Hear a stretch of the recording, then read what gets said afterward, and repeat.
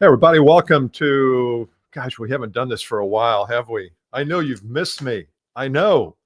I get cards and letters, and no, I don't. You haven't missed me. I've been gone for the last few weeks on Friday mornings, and so we'd like to do this a few times a month on Friday mornings just to recap the week and give you some things that I've been working with my clients on. And I've got a couple people already in the comments. So make sure you comment if you're on YouTube. I think we're on Facebook today and definitely LinkedIn.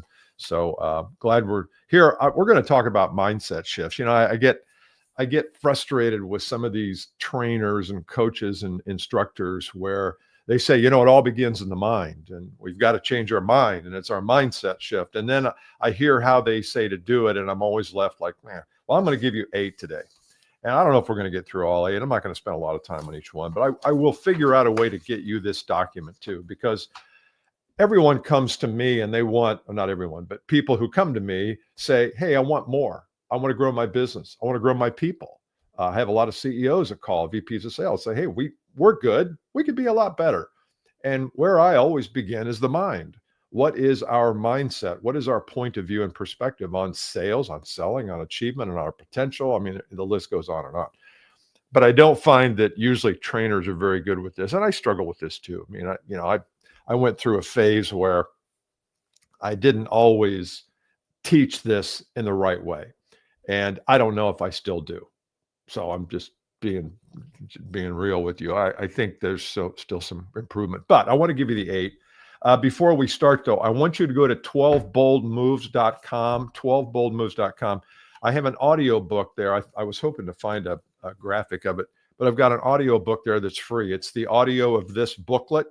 The booklet costs $20. I think it might be free in some places, but definitely go get the audio book, 12boldmoves.com/audio book. And you can get it complimentary. It's about an hour. It's good for, working out. No, it's not. It's good for just listening and learning how to implement 12 bold moves into your world. If you download that, you will be invited to a special masterclass we're doing near the middle to end of September, where we take 3 or 4 of these bold moves and go a lot deeper and help you implement those. So you don't get an invitation unless you've downloaded the book. Pop in your email address, 12boldmoves.com/audiobook. All right. I did come across something funny today as I was getting ready for this. We use StreamYard for this feed, and StreamYard allows you, and I like StreamYard, allows you to go on YouTube, Facebook, actually 4 or 5 platforms. We're cheap. We pay for 3, Facebook, YouTube, and LinkedIn. But when I was getting ready, you know how there's a test the mic and test the speaker on Zoom and on Teams, gives you a chance to test out and make sure everything's working. Well, I clicked on the test the speaker. Let me tell you, I'll share with you what I heard. Here's what I heard. Testing the speakers on StreamYard. Sounds like they're working. Have a great show. Testing your speakers on StreamYard. Now, what agency? I'm not finding fault with that agencies, but somebody had an idea. Hey, let's create a jingle for our testing the speaker. And the thing I love about it just stops. It doesn't like fade out or fade to black or, hey, that's the end of this. It just stops. Let's hear this again. Testing the speakers on StreamYard. Sounds like they're working. Have a great show. Testing your speakers on StreamYard. Oh, boy. Okay, let's get into this. Enough playing around. I do love that, though. I do love creativity. I mean, come on. You gotta love that. Okay, let's talk about mindset here. I've got 8. I'm going to share with you one at a time. I'm going to give you a little background on each one. I will figure out a way to get this to you in PDF form or somewhere. Number 1, success is about process before personality. We tend to hire people based on their personality. Are they a driver? Are they ambitious? Are they loyal? And we VPs of sales and CEOs, we tend to do that. And I always say that you can hire on personality, but success is really more about process. I've got a client right now who's getting ready to hire a salesperson. And this person came to him kind of out of nowhere. And my client was not really thinking about hiring a person, even though he can use some more, but but this guy came out of nowhere. And now he's going to hire him. And I'm coaching this CEO, president of the company. I said, look, that's great. If you want to hire him, if your instincts are, put him on a 90-day, trial plan. But what's the process? What's the process for him to be successful in the next 90 days? And I think that's the case for all of us, where here we are heading into September, last trimester of the year. And the question is how are you going to be successful? You've got to have procedures. You've got to have process. You've got to have systems. Success is about well-executed systems long before it's about whether you're dynamic or magnanimous. Is that a word? Magnanimous or if effervescent. Oh, I love that word. Number two, my income, this is a mindset. My income is directly proportionate to the value I bring. The more value I bring, the more I get paid. If you want to improve your income, I know all of you do. You want to get paid more. You don't want to work harder. You want to get paid more. Bring more value. Maybe bring more value means larger customers. Maybe it means more customers. Maybe it means deeper relationships within current customers or clients.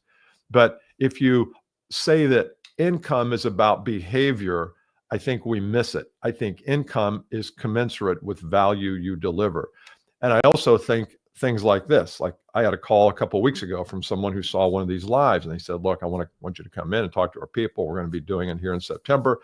So this is a community service deal as well, is I'm bringing value to somebody and they might raise their hand and say, hey, I like the value you've brought.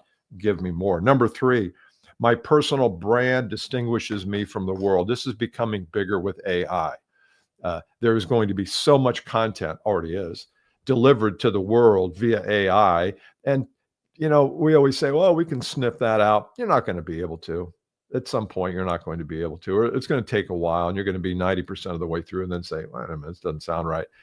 The only thing that will distinguish you is your brand, is your personal brand, your face, your voice, the content you create, the tonality you have when you deliver it, the background, the microphone, the camera angle, all those things are important in your personal brand. I had a conversation yesterday with a professional services person, a client of mine, and she is not a salesperson, but she needs to bring in customers. So what's the alternative? She's really smart, really bright, and she's actually very good on video, but she's not using video. She's not using LinkedIn. She's not using the platform. She's not using her camera. She doesn't have a microphone. She doesn't have good lighting. All she's got to do is drop $100, get a good microphone, a tripod, and a decent light, and she's off to the races now. And she's got a plan now. She's going to create one video a week on what she knows, things that are that she's passionate about. And that's an example of her building her personal brand. You don't have to be a great salesperson today, guys and gals. You don't have to be the person that I can't tell you that story, but you don't have to be that person today. I mean, look at me. I'm just a dude, an older dude who sits here and does videos, and I do podcasts, and people call me. And when they call me, I don't feel the need to convince them because sometimes they've heard hundreds of hours of podcasts. They either want to do business with me or not. Now there's some logistics and fees and stuff like that. But your personal brand is distinguishing mark. Number four, your mission is the key to everything. Your mission must be clear and unwavering. What is your mission? What is your, we'll call it your noble purpose? What's the purpose you have that underpins everything you do? If your purpose is something to do with you, it's not going to be as powerful as if your purpose has something to do with them. Them being your prospect, your marketplace, your audience. What is your purpose? My purpose here, my mission every time I do this is I want to expand your thinking. I want you to take what you maybe believe and tweak it a little bit. And if you do that and you succeed and you call me and want to work with me on a deeper level, that's great. If it doesn't work for you, that's great. Or if I don't reach you, maybe you listen, but you don't do anything with it because you're like, who is this Caskey guy? Who the hell is he? I'm always asking myself that. Number five, I look at everything as a project. The mindset is everything is a project. Let's say you want to grow a new territory. I don't know if that's a good example. Okay, I got it. Let's say you have a brand new product and you want to get it in the hands of as many prospects as you can. You want to sell it, and it's a new technology. That's a project. You don't just go out and start making phone calls. That's terrible. That's a terrible way to scale a business. You create a project. You can use project management software. You can use Asana. You can use, what's the other one? Note board, project board, something like that. Anyway, but just start to write down, say, okay, what is step one? Well, step one might be getting the names of the people in your customer list that might be appropriate for this product. Step two might be connecting with them on LinkedIn, making sure that all these people are on LinkedIn. Maybe step three is shooting a video that talks about the advantages of this product and how it helps people solve problems. And then you post that video in your feature section on LinkedIn. I mean, I know I'm getting ahead of some of you, but most of you understand what I'm talking about. There's a project plan. And I see a lot of times we say, the CEO says, hey, we got this new product, boys. It's an iPhone, boys and girls, sorry. It's an iPhone. Go out and sell this thing. Okay, boss. We start running to the marketplace, knocking on cold call. What do you think about this? That's a terrible way to do it. Have a plan. Everything's a project. You want to grow your business by 200%? You want 2026 to be 2x or 3x or whatever X? It's a project. So learn how to sketch out projects. There are resources, there are timelines, there are steps. Project plans are great. I don't see most salespeople doing this. And I think you miss a huge opportunity to accomplish big goals. We just had this happen. We have a program called Insider, and you'll get invited to it if you attend our 12 Bold Moves workshop. Remember I said to download the 12 Bold Moves, 12boldmoves.com/audiobook. It's free. Don't worry, it's free. And I'll show up at your door right when you're eating dinner 3.5 days after you download it, and I will pester you until you join Insider. Not really. But Insider, we want to grow that. And we want to grow that to 100 to 200 people over the next year. Well, that's a project. And we started in August, and we've already got 6 or 8, 10 new members.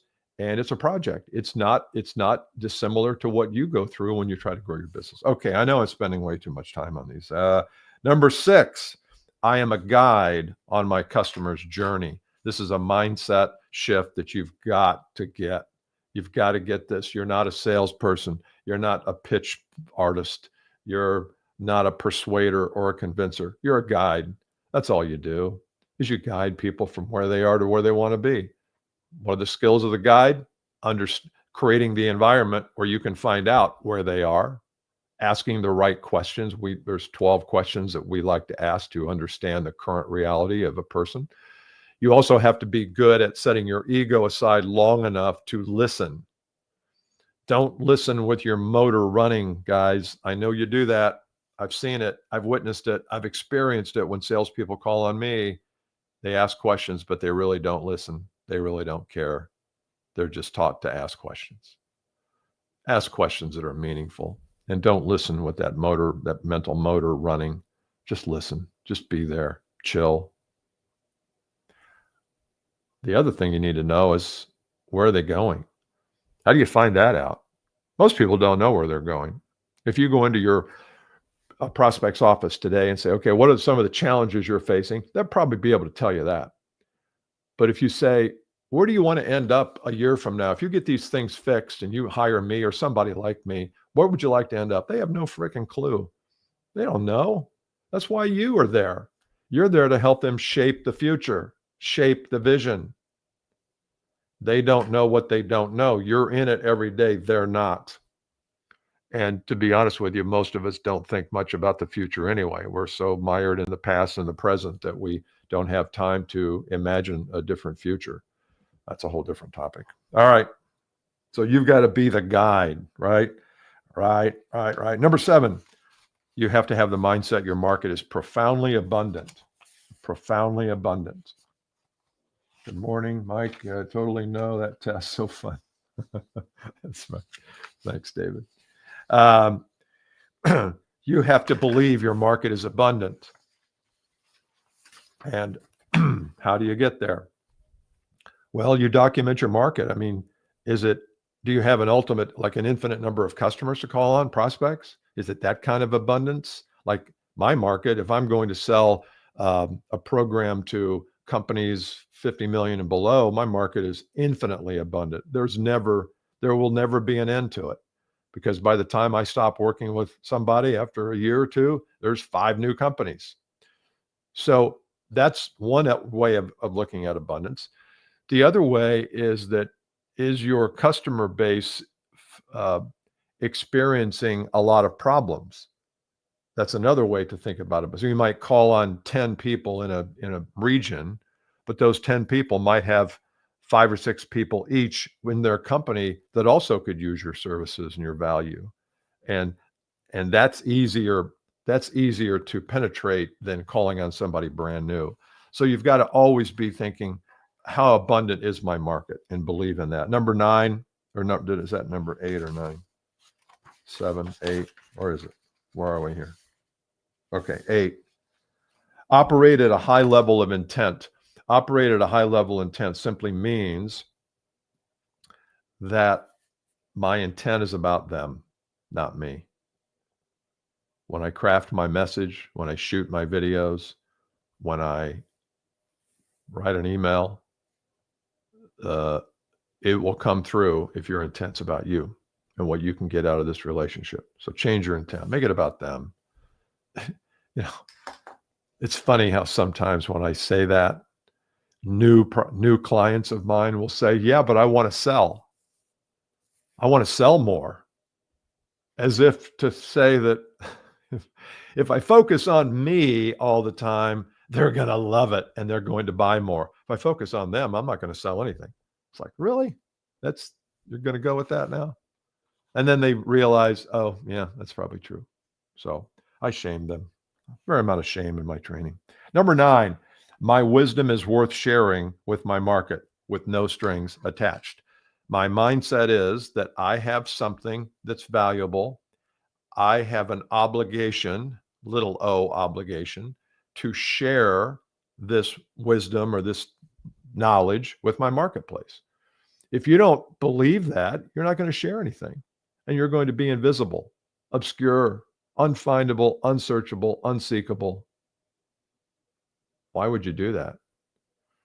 You tell me, the phone call I typically get is, Bill, we need to generate more revenue. We need to sell more to our existing clients, and we need to have more clients. And my answer is, you've got to be more visible. And their response is, oh, well, wait a minute. I don't want my people doing LinkedIn all day. I don't want my people writing stuff. That's what we say in Indiana. This is our accent. I don't have that. I guess I probably do. You never think you have an accent, do you? But you really do. And then I get that pushback from not from everybody, but from a lot of companies. Oh, what if our competitors see our videos? That won't be good. It's like your competitors. The likelihood of the wrong people seeing your video is very low. The likelihood of the right people seeing your video is very low. You've got to do them for yourself. You've got to create content to help you become a better writer, publisher, recorder, producer, editor. What do you call this? Shooter. You got to do it, guys. You got to do it. Operate at a high level intent and have something worth sharing. Number 10. I was going to do 8, wasn't I? I've got 11 here on here. Oh, 10. Okay, here's number 10. Last one. They sell me is good for them. I had a guy call me about 2 weeks ago. I sent out, if you're not on our email list, get on our email list, billcaskey.com. There's the email list there. He called me because we sent out a video, and it was 7 strategies to rewire your mind about selling today in 2025, 2026, not 5 years ago, not 40 years ago, which is what most sales trainers and coaches teach. They're teaching stuff that probably didn't ever work, but it's 1970s and 80s stuff. If you're getting ready to hire a coach and that coach is not online and not shooting videos and not building their personal brand, how do you expect them to help you do that with yours? You can't. I'm not saying I'm the guy. I'm probably not the guy. You probably wouldn't like me, but find somebody who's doing the thing that they will suggest you do. Don't hire a person who says, well, don't do what I do what I say. No, you can't help me. It's like hiring a therapist who lives in their car to help you grow your business. Sorry, living in your car, I've got to filter you out of this. Hire somebody who's doing the thing you want to do. All right. So with that, I want them to sell me. The best way to create the environment where your customer is selling you on why they need you is to create content that speaks to that need they have and that problem they have and gives them hope you have a solution. So when they call you, you're just working out the details. You're not calling them, they're calling you. They're selling you. I know you find that odd, but I will tell you, I've got clients who do it all day long. And their world is totally different than your world of, I got to sell something. I got to go out and sell something today. That's not the way you should do it. It's not the way you should be thinking. Okay. Hopefully that's been helpful. I'll give you 2 bonus ones there. 10 mindsets.